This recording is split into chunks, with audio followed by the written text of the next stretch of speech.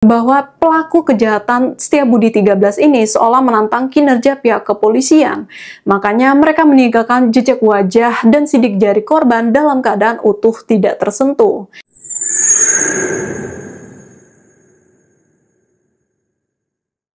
Hai Lur, welcome to my channel and thanks for clicking on this video. Gimana hari ini? Seru? Ngebetein? Apapun itu tetap semangat ya Lur ya. Nah sambil recharge energi, sini deh dengerin aku cerita. Karena di video kali ini kita akan membahas kasus brutal tersadis yang pernah terjadi di Indonesia. Tepatnya tahun 1981 Lur. Dimana kasus ini sering disebut dengan istilah Setiabudi 13, Pesona 13, atau Setiabudi 1981. Nah dari sekian banyak sebutan itu lebih familiar sebutan Setiabudi 13. Dimana istilah ini bukan tanpa alasan Lur, melainkan sesuai dari lokasi penemuan jasad korban, yaitu Jalan Jenderal Sudirman Setiabudi, Jakarta Selatan, di mana korban ditemukan dalam keadaan dimutilasi menjadi 13 bagian, belum termasuk dari potongan daging dari tubuh korban yang mencapai 180 potongan Lur. Ngeri banget. Sayangnya, selain brutal dan mengerikan Lur, kasus ini sampai saat ini baik identitas siapa korbannya, siapa pelakunya tidak pernah terungkap. Nah, ada beberapa informasi yang tidak banyak diketahui publik tentang kasus ini. Di video kali ini, aku akan menyampaikan informasi tersebut. Untuk itu, kita nggak perlu lama-lama, langsung aja masuk ke pembahasannya.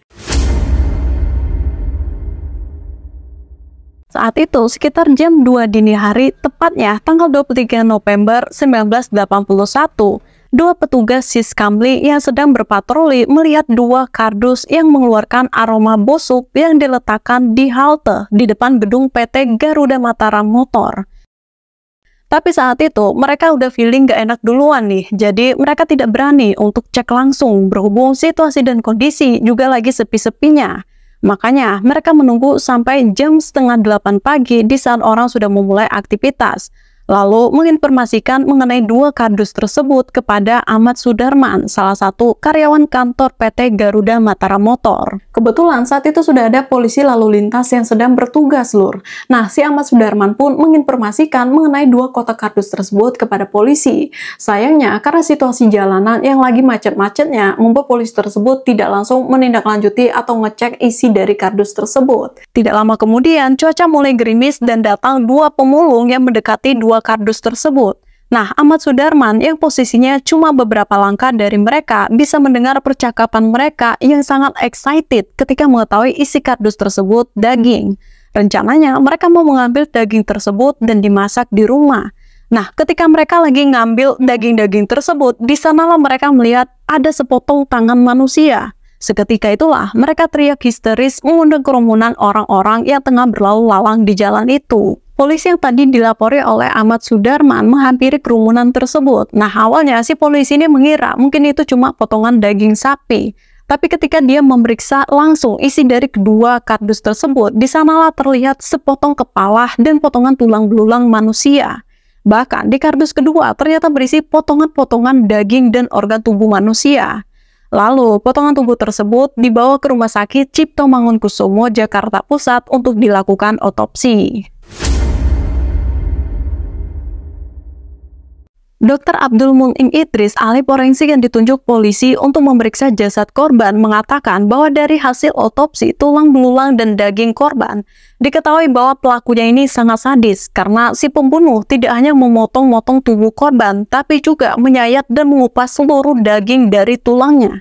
Anehnya, walaupun daging dari tubuh korban ini dipotong, dicacah menjadi beberapa bagian sampai ratusan potongan, bagian wajah, telapak tangan, termasuk bagian sidik jari dan telapak kaki korban masih utuh tidak tersentuh. Aneh ya, seolah pelaku ini sengaja nih meninggalkan wajah korban dalam keadaan utuh biar semua orang tahu, nih si A nih meninggalnya setragis ini.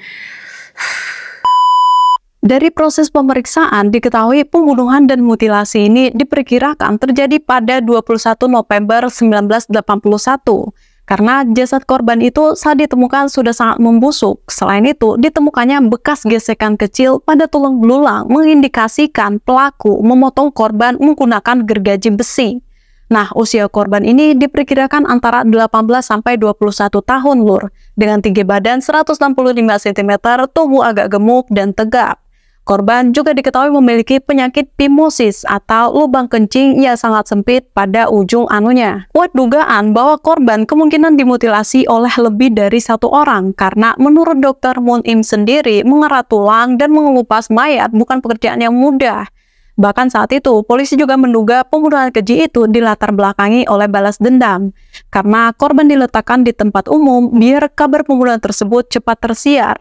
Cuma sayangnya, walaupun sidik jari ada, muka ada, kasusnya tidak terungkap sampai sekarang. Tim forensik saat itu juga sepakat kalau para pelaku ini kayaknya benar-benar orang yang sangat ahli.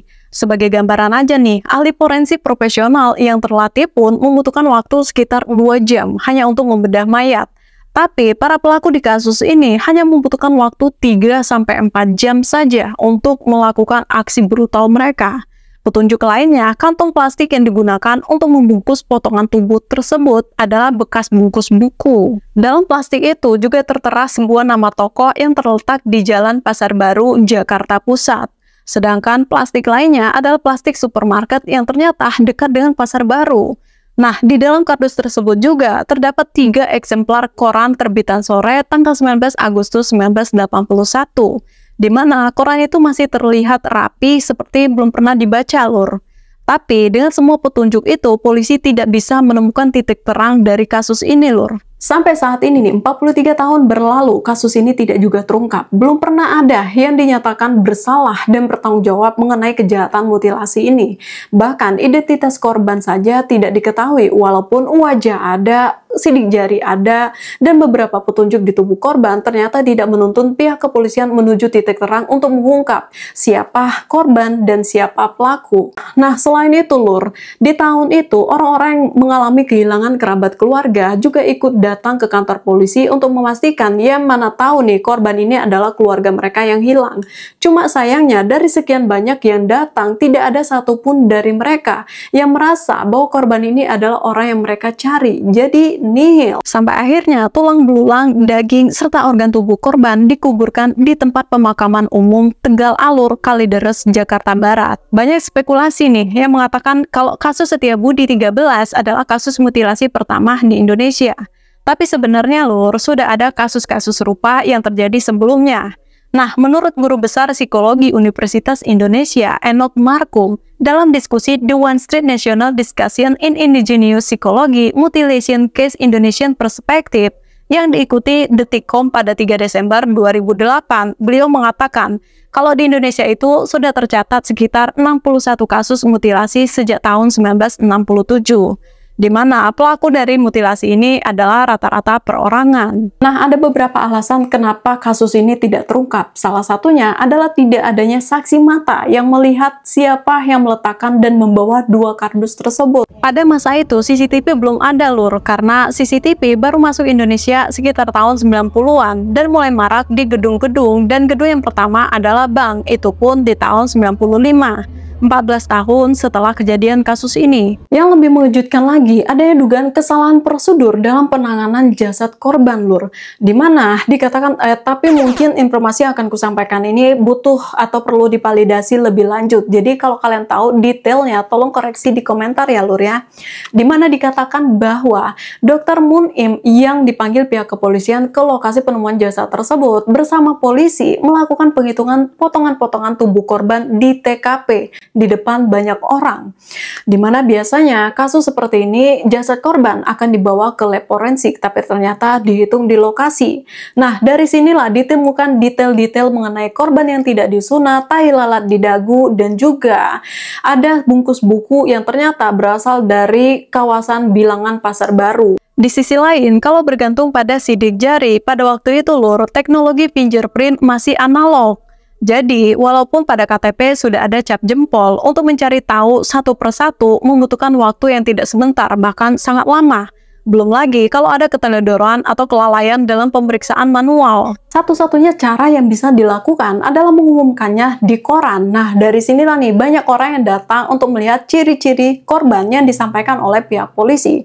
Cuma dari sekian banyak yang datang itu, Lur, tidak ada satupun yang merasa bahwa korban adalah keluarga mereka yang selama ini mereka cari. Dikatakan juga terlalu banyak intervensi di dalam penemuan Setiabudi 13 ini, Lur. Dua dus yang tidak diperiksa sidik jarinya, potongan-potongan tubuh yang diserahkan di jalan, belum lagi terkena air hujan, sehingga makin mengaburkan data dan petunjuk yang seakan di-stop gitu aja. Itulah kenapa kasus ini semakin pudar. Ketidakberhasilan pihak kepolisian mengungkap kasus Setiabudi 13 ini lur seolah menjadi inspirasi bagi para pelaku tindak kejahatan untuk melakukan kejahatan serupa. Dan ada juga spekulasi yang mengatakan bahwa pelaku kejahatan Setiabudi 13 ini seolah menantang kinerja pihak kepolisian. Makanya mereka meninggalkan jejak wajah dan sidik jari korban dalam keadaan utuh tidak tersentuh. Nah, tidak lama setelah kejadian Setiabudi 13 ini, tepatnya tahun 1983, kembali terjadi kasus pembunuhan di mana pelaku meninggalkan jejak kejahatannya lur. Lagi-lagi seolah menantang kinerja kepolisian. Korban adalah Saridewi Hadiati yang dibunuh di siang bolong saat jam kerja lur. Tepatnya di Hotel Sahid Jaya, kantor International Rice Research Institute atau IRRI, dengan kondisi luka bacokan pada tengkuk atau leher bagian belakang, punggung, dan perut. Selain itu, si pelaku ini juga dengan sengaja meninggalkan golok dan sarung tangannya di wastafel kamar 418-420 di hotel tempat pembantaian itu terjadi. Sama halnya kasus Setiabudi 13, kasus kematian Saridewi Hadiati ini juga tidak pernah terungkap sampai saat ini lur. Lakunya kayak benar-benar nantangin kinerja kepolisian nih. Sayangnya saat itu tidak ada CCTV yang tentunya mempersulit pihak kepolisian untuk melacak jejak pelaku lur. Mungkin kalau ada CCTV ya bisa dilihat siapa yang menemui korban sebelum korban ditemukan tewas. Tapi ada tuh CCTV ada, muka pelaku jelas, bukti-bukti jelas, hukumnya yang nggak jelas. Tapi bukan di Indonesia, bukan di Indo, bukan. Di mana ya itu? Kayaknya udahan deh lur. Aku biasanya upload hari Rabu sama Sabtu. Tunggu aku di video berikutnya ya. Makasih udah dengerin ceritaku. Jangan lupa klik subscribe dong. Bye-bye!